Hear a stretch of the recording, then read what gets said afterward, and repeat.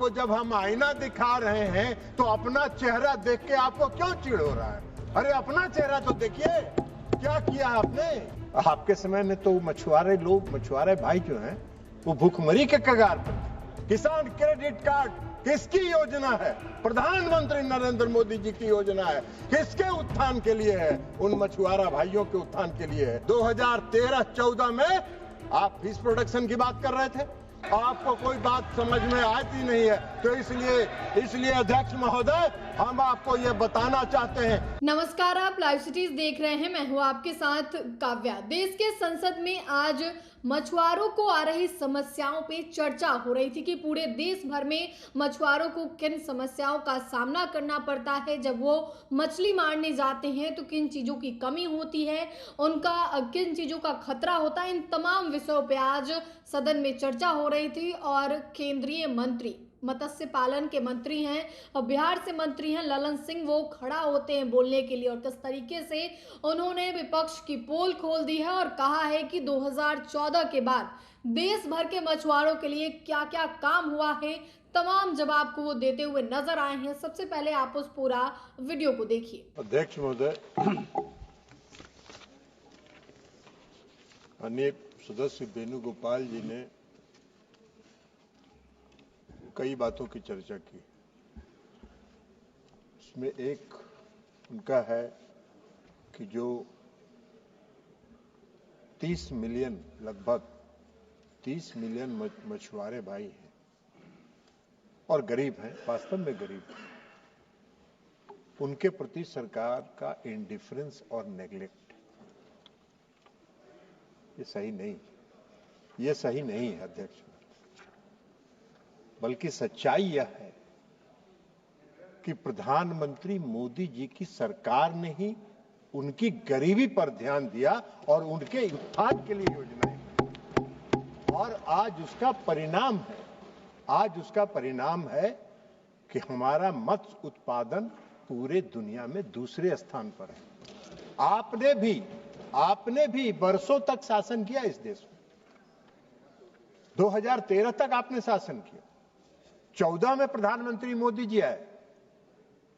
आपके समय में तो मछुआरे लोग, मछुआरे भाई जो हैं, वो भूखमरी के कगार पर थे। आज हम आपको बताएंगे अध्यक्ष महोदय, और माननीय सदस्य को भी बताएंगे कि प्रधानमंत्री जी ने क्या क्या इनिशिएटिव लिया जिसके कारण आज मछुआरे समुदाय के लोग सुखमय जीवन जीते रहे और कुछ हद तक उनके दूर हुई है। आपको बताएंगे।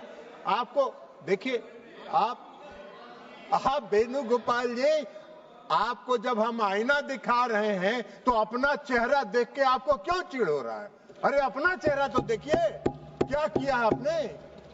अब ये ऑफशोर माइनिंग की बात कर रहे थे, पहले हम उसी का अध्यक्ष महोदय जवाब दे देते हैं। ऑफशोर माइनिंग का कोई कंसेप्ट इस देश में नहीं था। सबसे पहला ऑफशोर माइनिंग का कंसेप्ट अगर लाया तो यूपीए सरकार ने offshore areas and mineral and development act 2002 यहां इस सदन में पास कराया और उसके बाद से हुआ। सुन लीजिए, अरे बैठिए, पूरा सुनिए, आप सुनिए बात, अरे सुनिए तो सही, अरे आप बतवा तो पूरा, अरे पूरा सुनिए तो सही, अभी पूरा बता रहे हैं ना। अरे आपको पूरा बात कहां सुन रहे हैं? उसके बाद 2010 में इन्होंने रूल्स बनाए।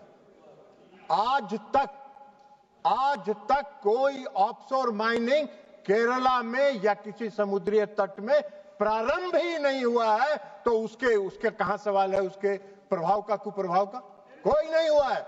सिर्फ हम आपको बताना चाहते हैं अध्यक्ष महोदय कि एनआईटी, उसके लिए एनआईटी 13 ब्लॉक्स के लिए नवंबर में जारी हुआ है, नवंबर 2024 में, और उसमें मात्र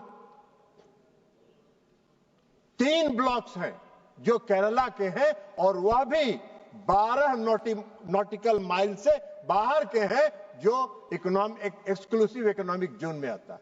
आप कहां से बात कर रहे हैं ऑफशोर माइनिंग की बात? आज तक तो ऑफशोर माइनिंग प्रारंभ ही नहीं हुआ। आप कह रहे हैं कि उसका व्यापक प्रभाव पड़ रहा है, सारे लोग बात कर रहे हैं।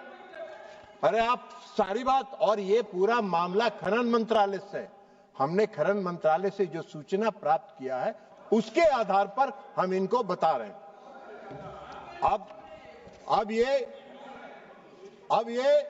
अब ये बताना, हम इनको बताना चाहते हैं कि प्रधानमंत्री मोदी जी ने जो ये मछुआरे समाज के इंडिफरेंस और नेग्लेक्ट की बात कर रहे थे, हम इनको बताना चाहते हैं कि 2014 के बाद जब प्रधानमंत्री नरेंद्र मोदी जी ने सत्ता संभाली तो हर क्षेत्र के लोगों पर उन्होंने ध्यान दिया कि उनकी सोच रही है कि अगर हमको देश को आगे बढ़ाना है तो समाज के हर तबके को आगे बढ़ाना पड़ेगा, और इसलिए उन्होंने फिशरी सेक्टर को किया। 2019 में उन्होंने इस विभाग को अलग किया, 2019 में अलग इस विभाग को किया। उसके पहले ब्लू रिवॉल्यूशन से उन्होंने शुरू किया इस क्षेत्र के लोगों के और मछुआरा भाइयों के कल्याण की योजनाओं का। 2000 नीली क्रांति, ब्लू रिवॉल्यूशन, उसके बाद फिशरी डिपार्टमेंट को अलग किया 2019 में उन्होंने, ताकि उस पर फोकस्ड हो सके, उस पर ध्यान केंद्रित करके उन पर ध्यान दिया जा सके। उसके बाद प्रधानमंत्री मत्स्य संपदा योजना उन्होंने चलाया, और इस सब के बाद उन्होंने fishery infrastructure development fund FIDF बनाया, ताकि इंफ्रास्ट्रक्चर के डेवलपमेंट में और भी योगदान हो सके। और ये उनका प्रयास रहा, और उनके प्रयास के कारण इसके कारण आज आधारभूत संरचना इंफ्रास्ट्रक्चर का डेवलपमेंट पूरे देश में बड़े पैमाने पर हुआ। अभी शशि थरूर साहब बोल रहे थे, शशि थरूर साहब मुझसे भी मिले थे। मुझको सहानुभूति है उनकी समस्या के साथ। मैंने उनको बताया भी है अध्यक्ष महोदय कि आपकी समस्या के साथ मेरी सहानुभूति है, लेकिन उसका रास्ता है कि राज्य सरकार से थोड़ा रिश्ता ठीक कर लीजिए तो आपका बाकी सब कल्याण हो जाएगा। अब उनके पास पैसे नहीं है, आपको देने के लिए नहीं है, आपको देने के लिए थरूर साहब नहीं है। आप थोड़ा रिश्ता सुधार लीजिएगा तो आपका भी के लिए पैसा निकल आएगा। तो हमने आपको बताया है उनके पास पैसे नहीं है, हमारे पास।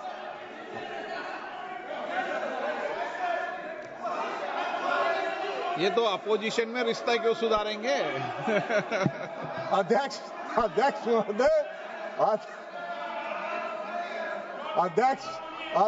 महोदय, आदरणीय प्रधानमंत्री जी नरेंद्र मोदी जी के इनिशिएटिव के कारण पूरे कोस्टल इलाके में फिशिंग हार्बर्स और लैंडिंग सेंटर्स का विस्तार हुआ। वैसल के लिए सुरक्षित लैंडिंग बर्थिंग बनाई गई, लोडिंग और अनलोडिंग की सुविधा के लिए सारे प्रयास किए गए, और उसका परिणाम है FIDF के तहत। हमने बताया कि FIDF के तहत इंफ्रास्ट्रक्चर का और डेवलपमेंट हुआ। केरला की बात वो कर रहे हैं, हम केरला की भी बात बता देते हैं।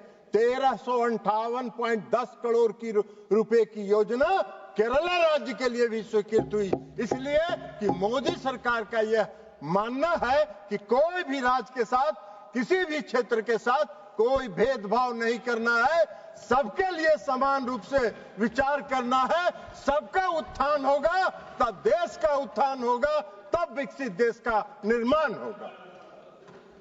केरला में 12 फिशिंग हार्बर्स का विस्तार हुआ, मॉडर्नाइजेशन हुआ। 1,69,316 मछुआरा भाइयों को प्रतिबंध की अवधि में उनको सहायता प्रदान की गई। नाव दिया गया वहां के मछुआरा भाइयों को, जाल दिया गया जो गरीब लोग थे। कौशल विकास और क्षमता निर्माण, स्किल डेवलपमेंट के लिए कार्यक्रम चला के उनमें कौशल विकास और क्षमता निर्माण कराया गया। आर्टिफिशियल रिफ्स का निर्माण हुआ, मत्स्य सेवा केंद्र का वहां गठन हुआ। 6 मॉडर्न कोस्टल फिशिंग विलेजेज हैं, जहां पर जो वो चर्चा कर रहे थे पीने के पानी का, सारी सुविधा का, उन सारी सुविधाओं का इस्तेमाल वहां प्रावधान किया गया है।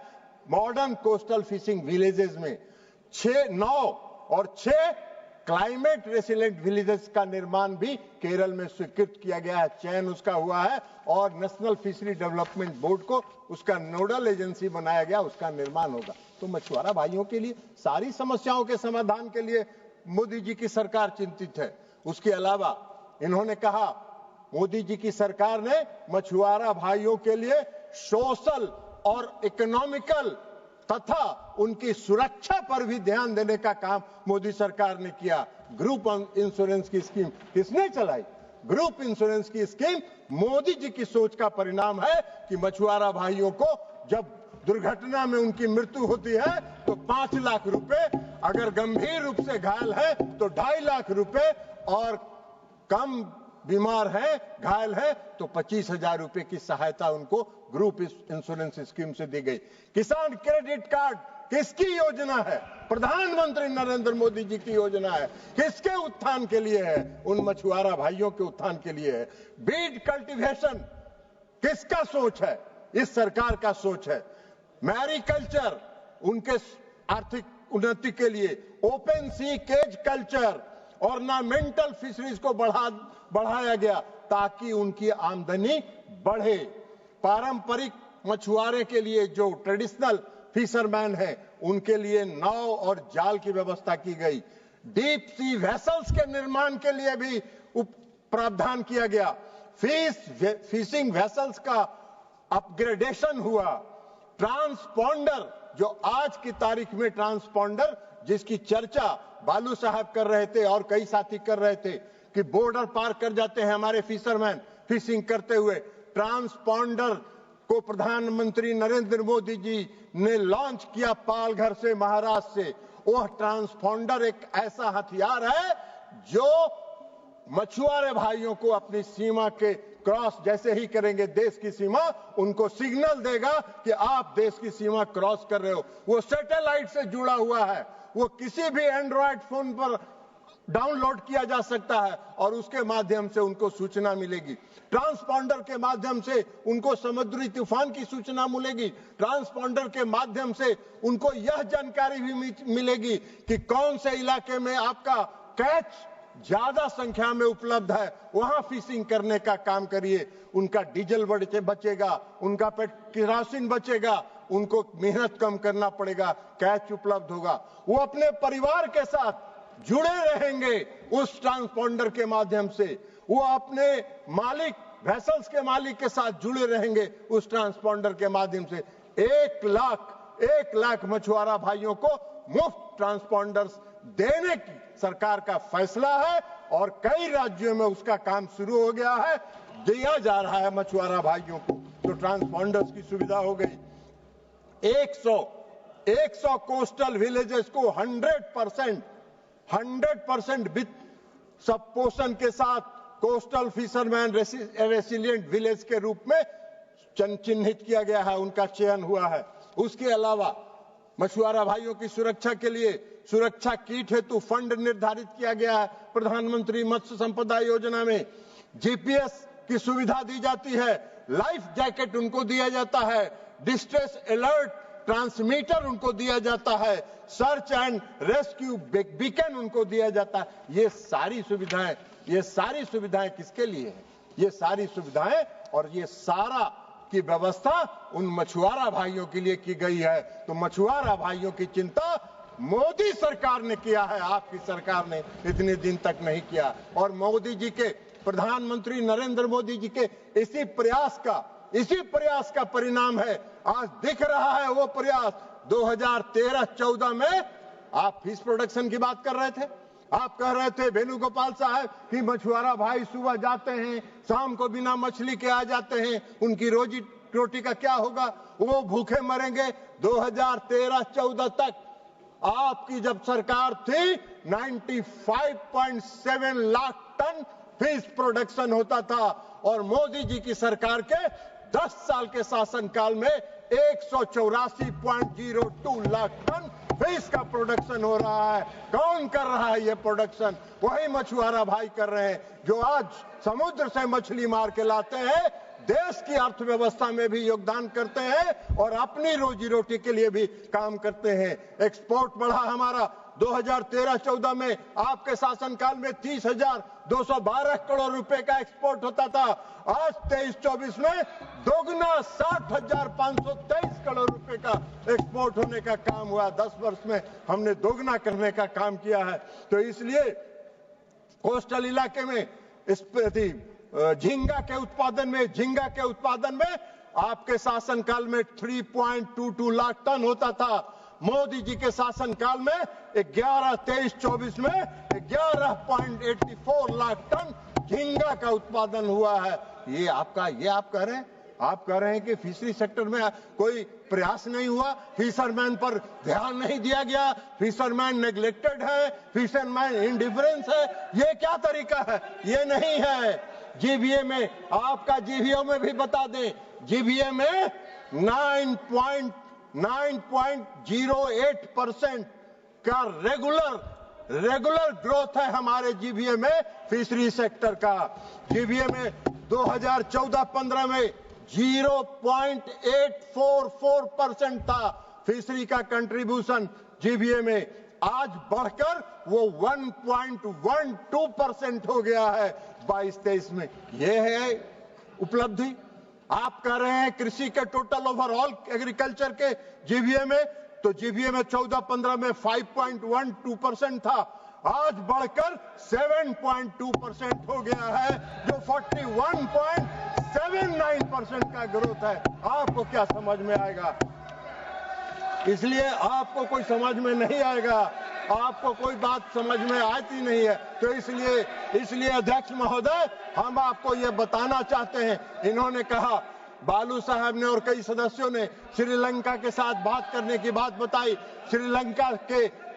श्रीलंका में जो नाव जब्त होते हैं, जब हमारे मछुआरे भाई श्रीलंका का बॉर्डर में चले जाते हैं, तब की बात है। हम आपको एक बात बताना चाहते हैं कि 6 ज्वाइंट वर्किंग ग्रुप बना हुआ है। ऑनरेबल प्रधानमंत्री ने भी कई बार इस मामले को उठाया है। विदेश मंत्रालय इस मामले को लगातार उठा रहा है और ज्वाइंट वर्किंग ग्रुप बना हुआ है। उसकी 6 बैठकें हो चुकी है। तो इसलिए मोदी सरकार में मत्स्य पालन के क्षेत्र में लगातार वृद्धि हो रही है। मछुआरे भाई का उत्थान हो रहा है। उनके उत्थान के लिए सरकार काम कर रही है।